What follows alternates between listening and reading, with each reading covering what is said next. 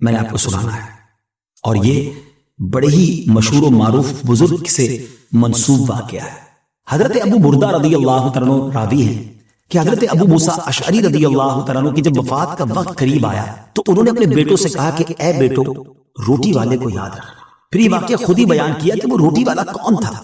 آپ نے کہا کہ ایک شخص تھا جس نے 70 سال اللہ کی عبادت کی، بڑی عبادت کی، مگر 70 سال بعد جب وہ باہر آیا تو شیطان نے اس کو بہکایا اور وہ ایک عورت کے فتنے میں مبتلا ہو گیا۔ 7 دن اور 7 راتیں وہ اس عورت کے ساتھ رہا، غلط کام ہو گئے۔ اب اس کو پھر شرمندگی ہوئی کہ یہ میں نے کیا کیا، 70 سال عبادت کی اور یہ 7 دن اور 7 راتیں میں نے گناہ میں گزار دی۔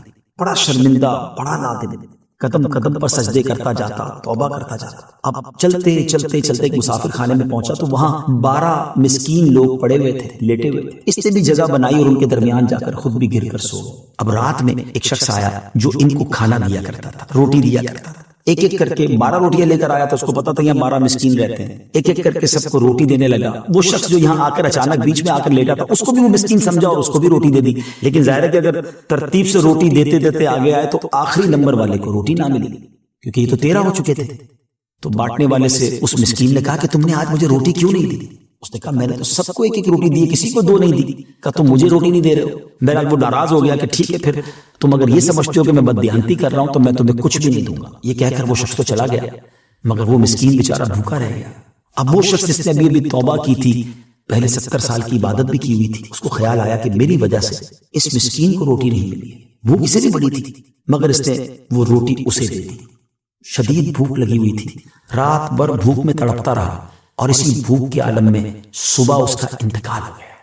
حضرت ابو موسیٰ اشعری رضی اللہ عنہ فرماتے ہیں کہ جب یہ شخص اللہ کی بارگاہ میں پہنچا نا تو ایک پلڑے میں اس کی 70 سال کی عبادت رکھی گئی اور ایک پلڑے میں وہ 7 دن اور 7 رات کے گناہ رکھے گئے۔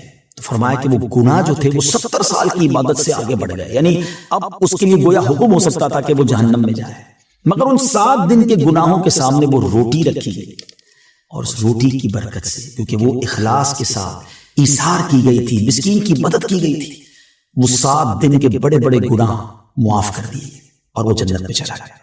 پھر آپ نے اپنے بچوں سے کہا بیٹا روٹی والے کو یاد رکھنا۔ ناظرین یہ واقعہ واقعی دلوں کے تار چھیڑ دیتا ہے۔